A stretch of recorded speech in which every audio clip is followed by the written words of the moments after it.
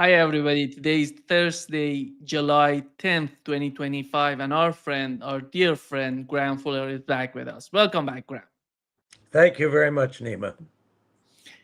I want to start, Graham, with Donald Trump and his attitude, the way that he's changing the rhetoric, as it's not something new, but it's important to be considered in the way that the United States is trying to deal with Russia specifically. How why did Donald Trump said that he's not he every time he talks with Putin, he feels that Putin is so nice, but after all he's delivering nothing.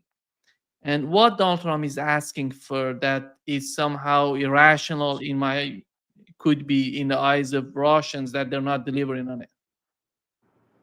In your opinion, what he's asking for? Well, first of all, Trump tries to speak nicely about other people, including Putin, especially. I'm not sure. Nobody knows what's really going on in Trump's mind, so it's an impossible question. But if you ask me, I think basically in his own mind, he thought he was being nice and soft with Trump. I mean, with Putin, and then discovered that Putin's demands and aspirations were far tougher and bigger, perhaps, than Trump had ever realized. So I think maybe Trump is getting a little bit frustrated at this point. Maybe he wants to play, as we use in the American term, play hardball uh, with Putin. Maybe show that he's tough, he's serious. Um, but I think this could change tomorrow. He changes tactics all the time with almost everybody he talks to. But basically, yeah, I think Putin's demands are very, very serious. I mean, the basic demand, as you know, is forget about NATO for Ukraine. That's over, and we're taking back the Russian-speaking portions of Ukraine, and we're taking also the Crimea, which has long been a Russian area. So those are tough conditions, and there's no way whatsoever that that Ukraine can accept them, except Ukraine, I don't think really has any choice. And if the United States says, I'm sorry, Mr. Zelensky, but you're going to have to accept these options, then Zelensky has no choice. Maybe the Europeans will the hopeless, helpless, weak, pathetic Europeans might scream, but that won't do any good. Graham, one of the main concerns when Joe Biden was in office, it was that who's running the show in Washington and who was in charge in Washington. And during those days, we were talking about Victoria Nuland, Anthony Blinken, Jake Sullivan, these people who were somehow managing everything. But right now in Washington, we still don't know who's in charge. Even with Donald Trump, here is what he said about the ammunition sent to Ukraine. Just to get the sense what I'm talking about, here is what he said. Graham. Today, you said that you were not sure who ordered the munitions halted to Ukraine. Have you since been able to figure that out? Well, I haven't thought about it because we're looking at Ukraine right now and munitions, but I have not gone into it. What does it say that such a big decision could be made inside your government without you knowing? I would know. If a decision was made, I will know. I'll be the first to know. In fact, most likely I'd give the order, but I haven't done that yet. So who ordered the pause last week? I don't know. What did you tell me? I think that's a question for the Go ahead. Yeah, it's somehow the same sort of confusion, Graham. And we know that both Joe Biden and Donald Trump are old, but after all, I'm old, me.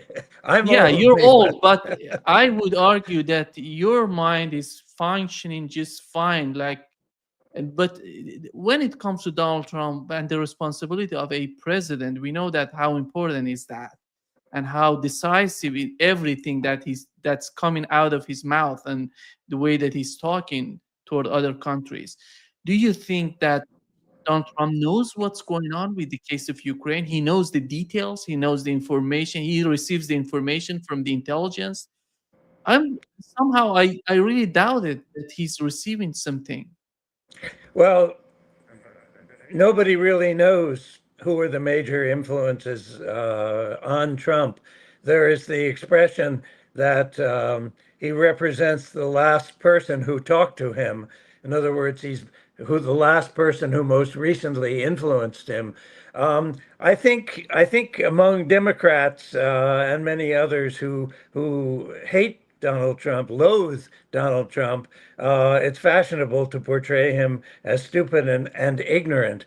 I think he's very erratic. I think he's often ill-informed, but he also has another American colloquialism is for flying an airplane is to fly by the seat of your pants. It means to fly by instinct. And I think he goes very heavily by instinct. Instinctual feeling for people, for a situation. That doesn't mean it's right or good, but I think that's very much the way he operates.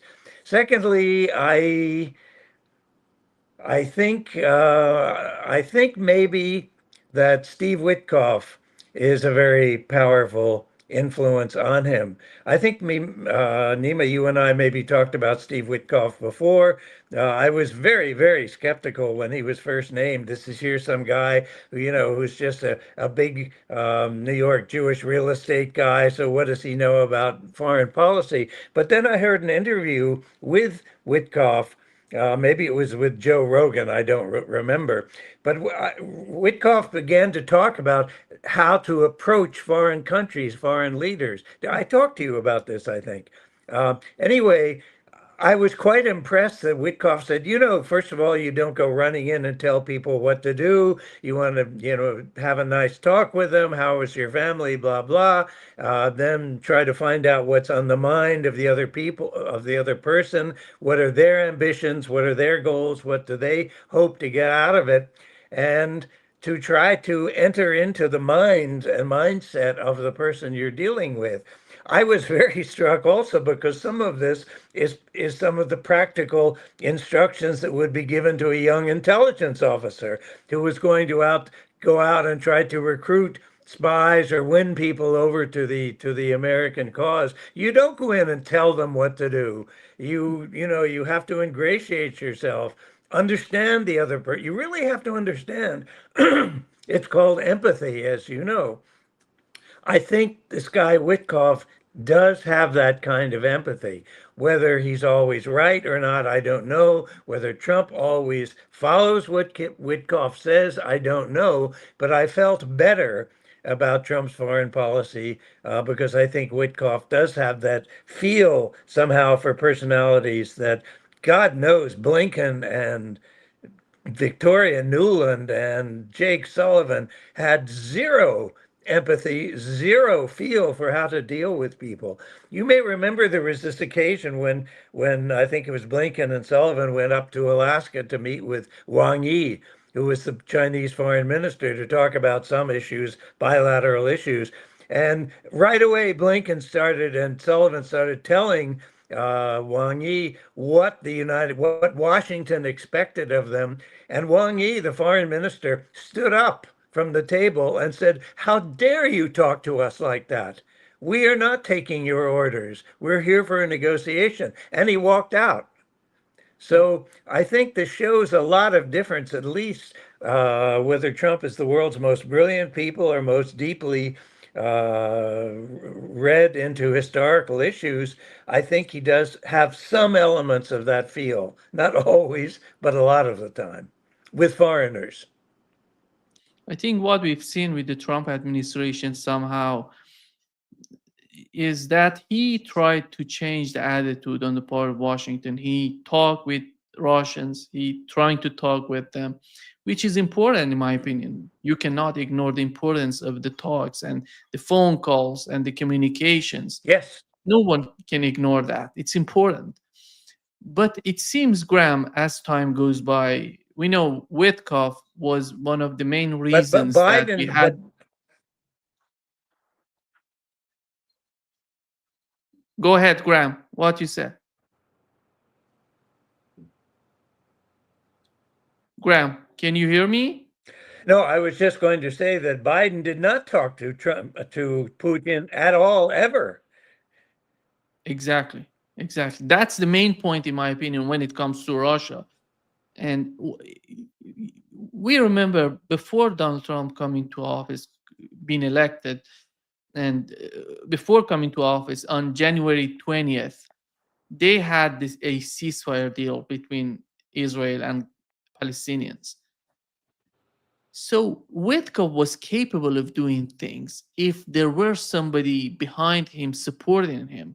With the case of Russia, I think everything was going so in a right direction, but it seems something behind the scene is manipulating everything. Even with Iran, who's behind? What do they want from Witkoff that they cannot achieve it by these negotiations, by these talks? Because those people behind the scene, it seems that, or they have the upper hand. They have the leverage on Witkoff. Witkoff is a single person coming because of the United States President Donald Trump to the scene. Nobody knew him before. Nobody in Russia never has ever talked with him before. It was something new. It's a fresh air to the foreign policy of the United States.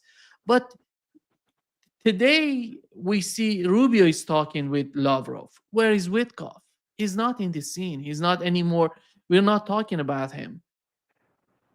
I think that Rubio is strictly a figurehead. When Witkoff gets the job done in many respects, then Rubio can come in for the official papers and the official orders. But I've never felt that Rubio had any real input. I don't know. I don't know enough close up about the situation. He's not a stupid man, but I think he's not. I don't think he's in charge of foreign policy at all, and I'm sure he's quite angry about Witkoff's position in supplanting and having far more influence on the situation than he himself does. But you raised a very good question, Nima, and I don't think anybody can really answer it as to who is pulling the strings. I mean, I know Iranians are probably master class at looking for deeper meaning and pulling strings and that kind of thing and conspiracies.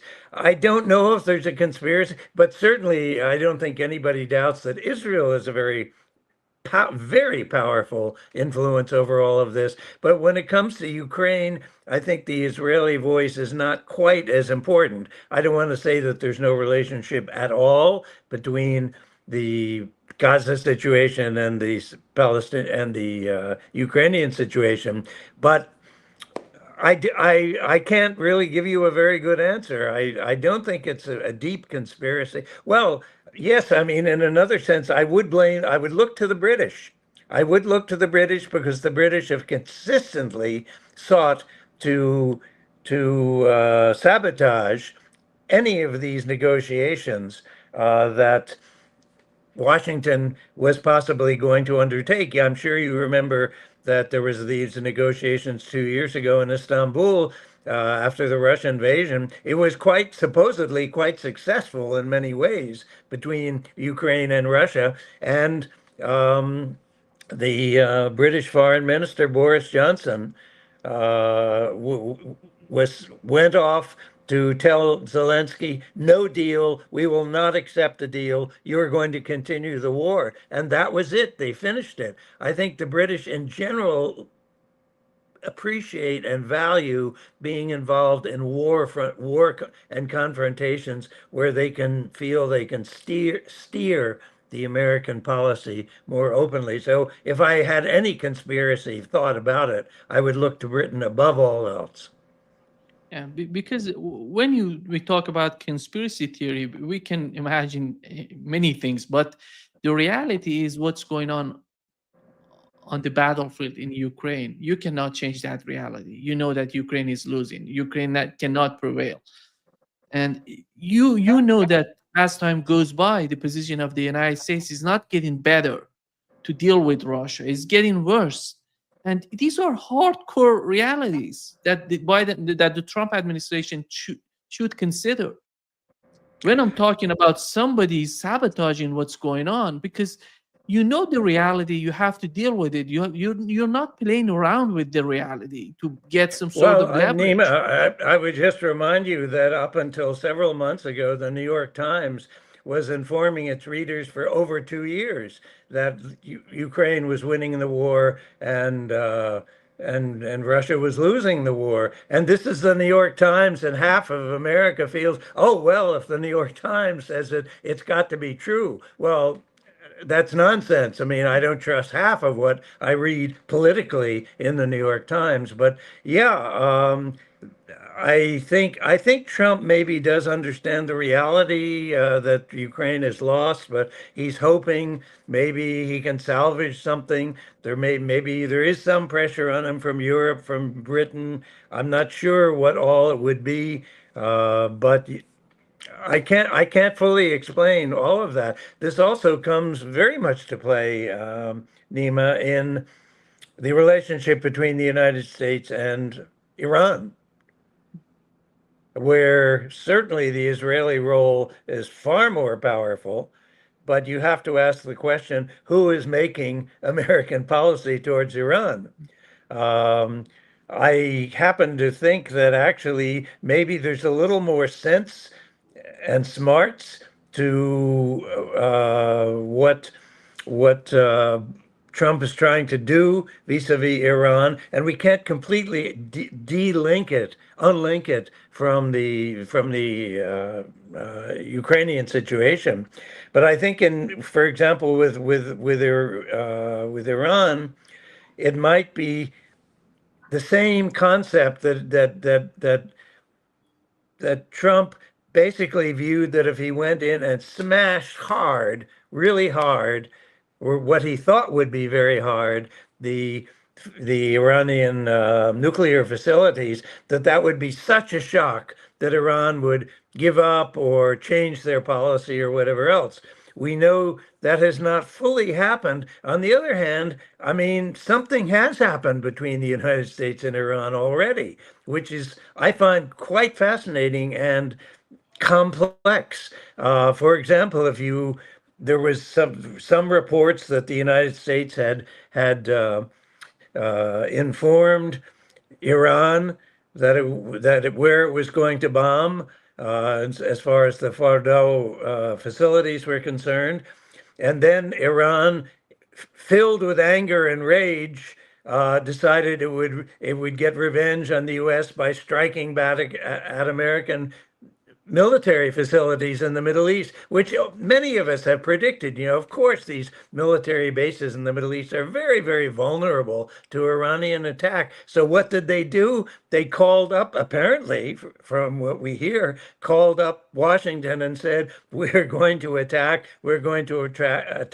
Qatar. And nobody was killed. The attack seemed to have been very, very, very mild. So it looks to me like there's some kind of clever signaling going on here, which is much more than saying, "Oh, stupid Trump doesn't know what he's doing." I don't know exactly what it is, but I think events are moving in an interesting direction with Iran that suggest a possible return to the negotiating table, and maybe Trump thinks that that's the result of his attack on the Fordow facilities, and that's possibly the same tactic that he would be using against Russia, of let Russia suffer from whatever damage it is, and maybe Russia will be more eager in a few months to have serious negotiations than it is right now. I'm guessing. Graham, let's speculate on what has happened. And we know that when Donald Trump came to power, he said that Israelis were somehow telling him that Iran has no air defense system. Iran is totally vulnerable. We can attack them. We can do everything. And from what we've heard from Iranian president, with his interview with Tucker Carlson. I don't know if you saw the interview that the Iranian president had with Tucker Carlson, in which he said they tried to assassinate him in that attack. I can imagine they tried to assassinate the supreme leader of Iran. They tried to assassinate the president of Iran, all these commanders all together.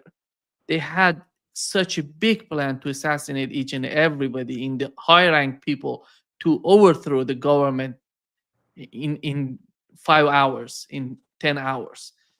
That has failed, in my opinion. That has failed. They couldn't achieve it. Donald Trump gave them the best shot. Go ahead and do whatever you want. You're telling me that you're capable of doing. Go and do it. They failed to achieve what they wanted to achieve. Why they're arguing, in my opinion, behind the scene to Donald Trump, we are capable of doing this and that. We prepared it for years, for a decade. We are totally prepared. That plan has failed, if that was the case. And Donald Trump comes to this situation because he wants to, as you mentioned, totally coordinated with the Iranians to attack these sites, nuclear facilities, and then Iranian attack on the United States base. This, if we assume that there is nothing else to be, again, to Israel attack Iran again, do you feel that Israel would attack Iran? I don't see anything good, anything beneficial coming out of any sort of new attacks on Iran. No, I agree. I agree absolutely, Nima. But I think it's quite possible that Netanyahu will attempt to strike Iran once again. But I doubt that they are going to try to decapitate the president or the chief leader. I would. Even for Israel, I would somehow think there would be some kind of red line there. But it's interesting that when Trump claimed that he had totally obliterated the nuclear facilities in Iran, right away, all the people who hate Trump in Washington and the foreign policy crowd who doesn't like him said, this shows this was a total failure and Trump couldn't do anything and it didn't work, et cetera, et cetera. Well, maybe it did work, maybe it didn't work, but I think when he claimed that it's all over, we've destroyed the facilities, this took a weapon, a tool out of the hands of Bibi in many ways. Israel can now say, well, it wasn't good enough, but that looks bad if Trump said, we did succeed, we did accomplish, and look, the Iranians are now talking to us. So I think Trump is really taking a tool, a weapon away from Bibi's hands. Secondly, you've probably heard me say before, Nima, but if I were Bibi Netanyahu, I would not trust Trump 1 inch. I don't think there's any love between the men at all. I don't even know about Witkoff. You've probably heard stories about Witkoff's crude remarks to Netanyahu. You probably heard about that the first time that Witkoff went out there, and Netanyahu said, "Oh, I can't see you. It's the Shabbat. It's the Sabbath." And supposedly Witkoff said, "I don't give a fuck about your Shabbat. I'm coming and you're going to talk to me." Well, that's the kind of tough talk against Bibi that I think Bibi would be quite nervous about. And I think maybe Bibi has been weakened, or he's lost some of his weapons, his instruments to use against Iran. I don't want to say he won't attack again. He may well. But at least Trump has said there is no need to do it, even though some of the American intelligence community would like to say it failed. Many of those people don't like Trump, but also it did fail, perhaps, in a way. We don't know. Many people arguing that Bibi is the boss and he's running the show. But in my opinion, if Bibi is the boss, why he needs to come to the United States for the third time in 6 months? And Donald Trump didn't go to Israel. And nobody, even J.D. Vance, he wanted to go, but he canceled his visit to Israel. This shows, I think, that there are huge differences going on behind the scene. And nobody wants to talk about those things. On the scene, what we're witnessing, that Donald Trump is somehow trying to be nice to Netanyahu. Netanyahu is so offering Donald Trump to be the candidate for Nobel Peace Prize. But behind the scene is much more complicated. It's much more different. And do you feel that as time goes by, I I don't see any reason for Donald Trump not having a talk with Iranians, not continuing the talks, not because it's all over. Israel cannot fight Iran alone Well, without Nima, allies. maybe you're right that Israel cannot fight Iran. On the other hand, I do worry about the fact that it's been very, very clear for quite a long time that high on the Israeli agenda is the destruction of Iran as a significant power in the region. I don't mean wipe it out or bomb everything or no, but to eliminate Iran as the number one challenger to Israeli regional power and Israeli quest for hegemony in the area. If he eliminates puts out of commission, let's say for a while, puts out of commission Iran, there's only one other state in the whole Middle East that can possibly challenge Iran, and I'm sorry, challenge Israel, and that country is Turkey. I don't believe that Turkey is working with Israel, and Turkey plays all over the map. But it's very opportunist. It sometimes works with Russia, sometimes with the U.S., sometimes with Europe. It wants to go into the EU, but whatever. I believe that Turkey represents a very significant challenge to Israeli long-term power. It's a big state. It's an important state. It's a gifted state. It's a civilizational power, if you will, in its own right. And I think if Israel were to succeed in actually seriously damaging Iran and taking it out of the game, let's say, for a long time, uh, then Turkey is there. Turkey is there, and Turkey knows that they will be the next on the list of Bibi's list. So I would not want to discount at all the long-term ambitions that we see everywhere of Israel essentially trying to implement the concept of a greater Israel, which, as you know, includes the West Bank and Gaza and huge parts of Lebanon and huge parts of Syria, parts of Iraq, Jordan, and even parts Saudi possibly of Arabia. Saudi Arabia. Yeah. Yeah. So who is going to sit by and allow Israel to continue to expand and expand and expand unstopped? And I'm confident, I know Turkey reasonably well. I speak Turkish. I think Turkey would never tolerate an expansive Iran in that role. Let me An just expansive Israel, you mean? yes, is an expanding Israel exactly.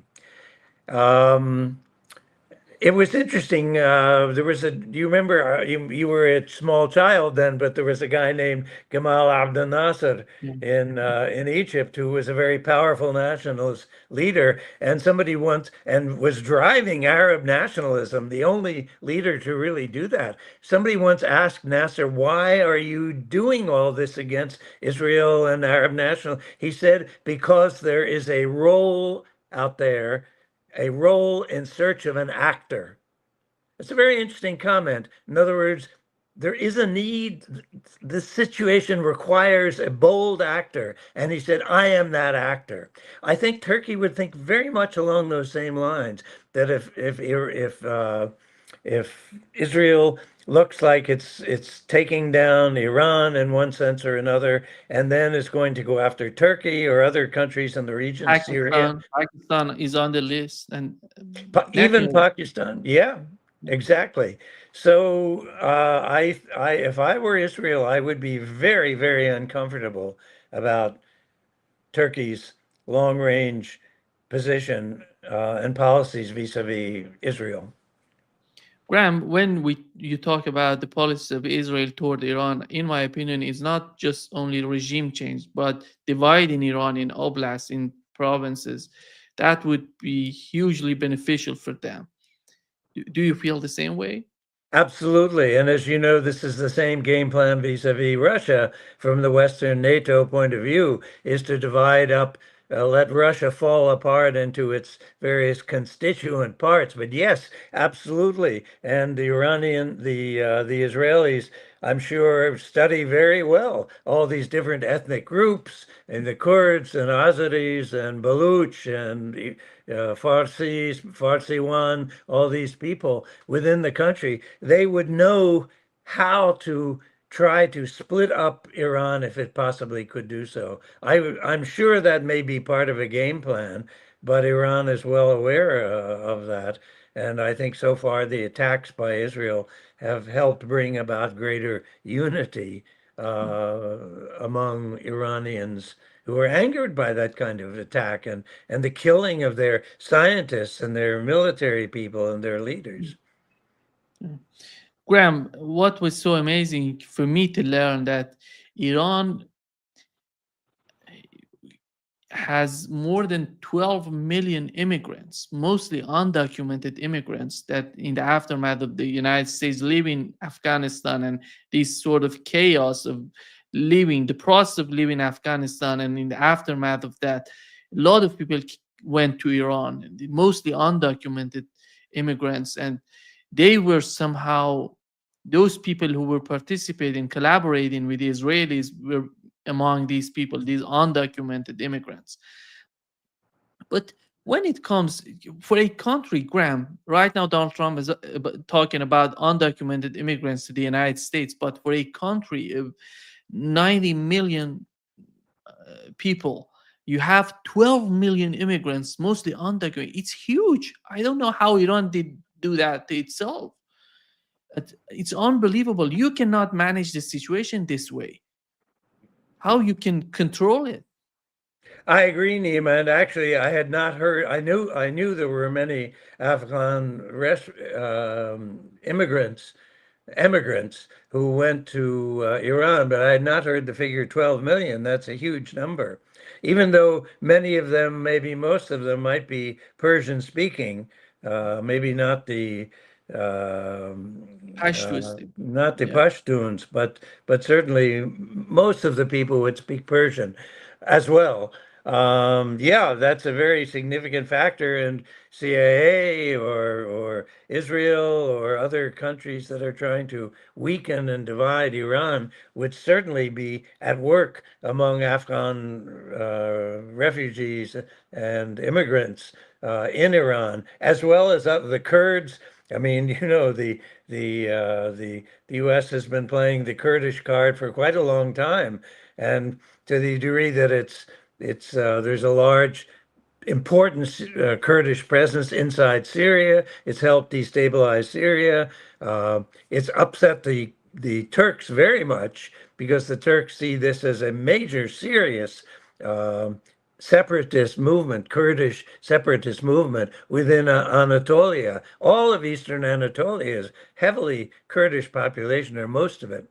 So there's no lack of knowledge about how to destabilize and even try to tear apart many of these countries, which it makes a very major challenge for the Iranian government. It was always so much interesting to me, Graham, the attitude of the United States in Afghanistan. I don't know if you heard about Ahmad Shah Massoud.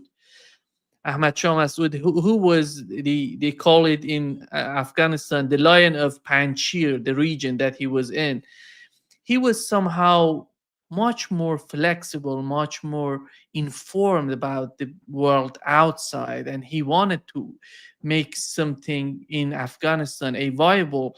He was, in my opinion, the viable solution to what has been going on in Afghanistan for such a long time. As his son is in Afghanistan, but why he was never, these sort of movements has never been considered by the United States as an alternative. They were there for 20 years. and they had the opportunity to empower these people, these movements. They've never done this. They after 20 years, they took it from Taliban and they delivered it to Taliban. Nothing has happened to Afghanistan. Even worse, the situation, 12 million people coming to Iran is not just because they're feeling they want to go somewhere else. Because of the situation that is going on in Afghanistan, they're leaving Afghanistan. Yeah, I agree, and I think the United States never really understood the demographics of Afghanistan. I mean, in theory, I mean, the intelligence community certainly understood it, but it was fundamentally after the after the Taliban came to power, it was essentially viewed as more as a military issue, and rather than a destabilization or social uh, social social issue. But it's not the first time that the United States has failed to study the internal situation. I would like to think the CIA. I'm fairly sure that the CIA in its analytic sections would be fairly well aware of all of these ethnic and religious distinctions within the country, and not just in Afghanistan, but also in Iran and elsewhere, Iraq. But yeah, I was an incredible blunder, and that they should have ended up staying there 20 years is beyond belief. And this, this poor, wretched country, the poorest and the weakest that the United States had ever invaded, perhaps for a long time, uh, that they did not have a better understanding of it during the war is unbelievable. Graham, what does Netanyahu want in his visit to Washington and talking with Donald Trump? What does he want with the case of Gaza? We know that they're talking about making somehow a new prison in Rafah and sending all these people there. In my opinion, that's impossible. You cannot do that. You cannot send all of these people there. And because look at what's going on in Gaza, look at what the destruction, the level of they're killing people every day, and they right now they want to send them in a some sort of a prison, and then the ultimate goal would be to deport them, to send them to somewhere else. Do you feel that after all, with what has happened so far, Donald Trump would agree with Netanyahu? Are they gonna facilitate the situation with Netanyahu? Or let's put it this way: does Donald Trump really feel that it's a viable choice to go in that direction? I, I can't answer that question, Nima. I think very few people know the answer to that.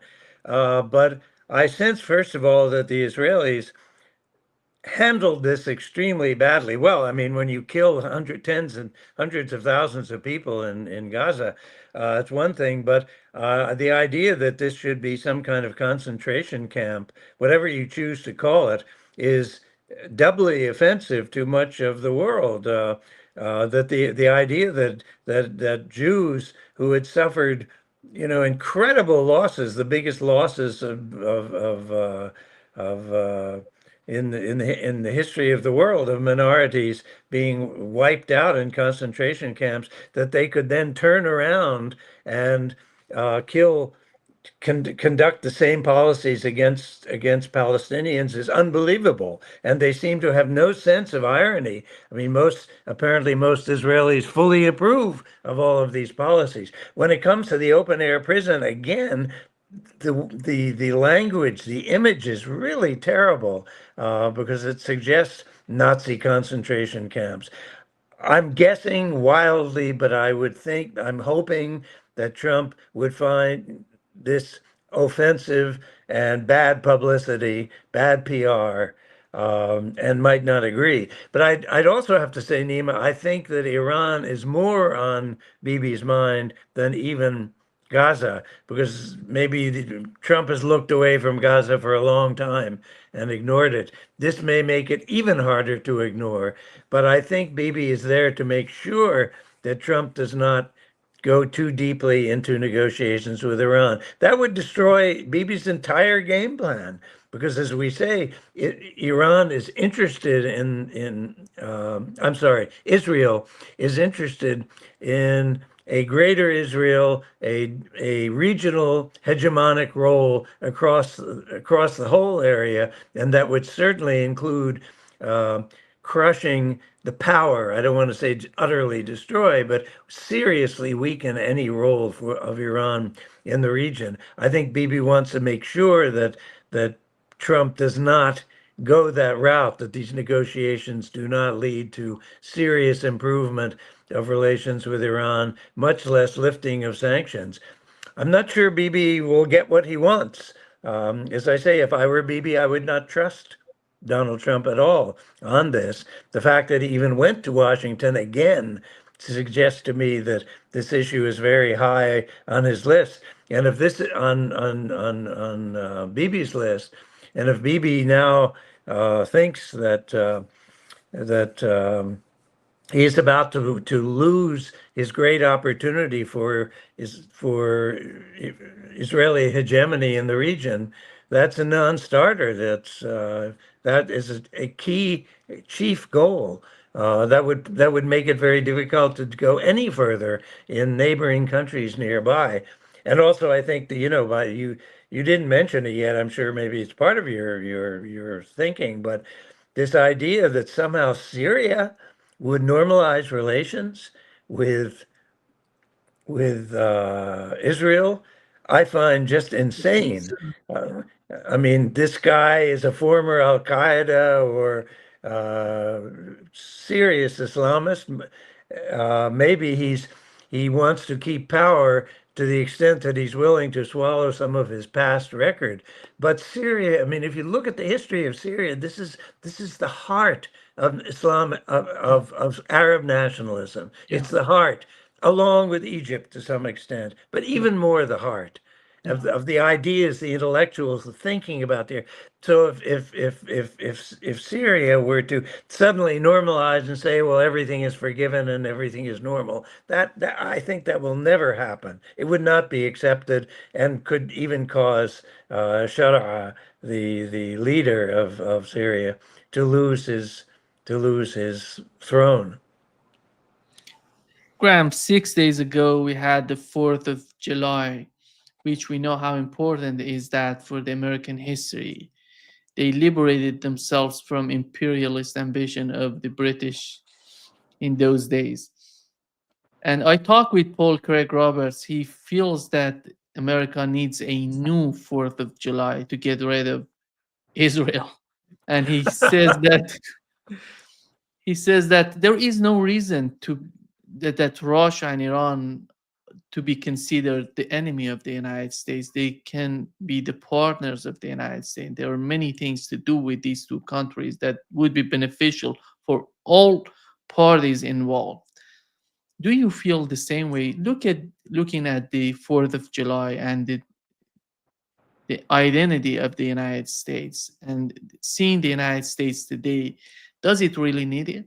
A new sort of movement to find its benefit, to find its way of dealing with other countries without accepting the influence coming from Europe, from Israel, from anybody.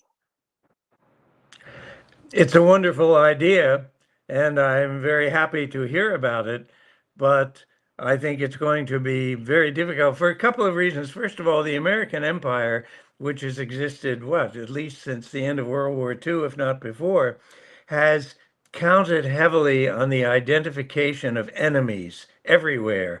And you identify the enemy, you vilify the enemy, and then you talk to the neighbors and say, let's all get together to form a military coalition against that enemy. It's against the Russian enemy, it's against the Iranian enemy, it's against the Chinese enemy. This is the constant game of Washington. So I think to give up that game of identifying enemies is difficult, but not impossible. But more difficult is, I think, to cast off these powerful this powerful grip that the Israeli lobby has over Washington. It's extremely difficult. It's easier now, and I would say Israel has been helping the US in this way to maybe move in this direction, because so many people who normally didn't care about the Middle East, didn't know about it, didn't know about Palestinians, now watch all the savage brutality and murder of Palestinians live on television every day. Everybody knows about it now. So I think the position of Israel has been much weakened, but not at the political level. I mean, I'm sure you and I and you and other guests have talked about the powerful control of this lobby. They have millions and millions of dollars. They contribute to every single politician, member of the House of Representatives or senators. They all get money from Israel for their campaigns. And if they don't accept that money, then Israel, this lobby, AIPAC, will take that same money and give it to the opponent who is running against that guy as punishment. So it's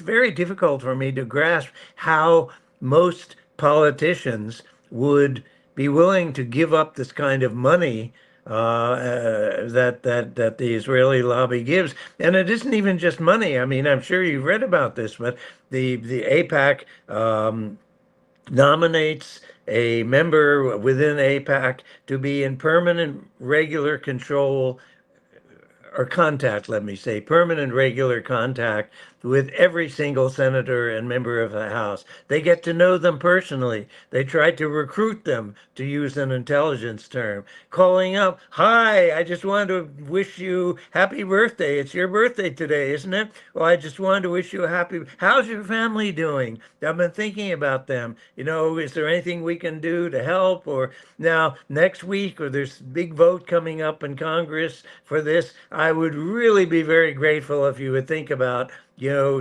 understanding our position in AIPAC and vote in a way. I know you will understand the need. Well, that kind of thing. So it's not a simple question of just saying, "Oh, well, I don't want the money." That's hard enough. But you have to literally break ties with every one of these people who are in close contact and operating these congressmen and senators. So I hate to say it, but I'm a little bit of a skeptic, at least right now. Maybe the genocide and maybe the genocide in Gaza, and a younger generation of Americans who did not buy into the same Israeli narrative, maybe they will think differently. That there's a hope there. Yeah. So good to wrap it up with this sort of hope. I think it's so important. Thank you so much, Graham, for being with us today. Great pleasure as always. My pleasure, Nima. You always raise very interesting, important issues. So good luck with it. Good luck You with all soon. your interviews. Right. Take care. Thank you. You soon. Khoda Bye-bye. Hafiz. Khuda Hafiz.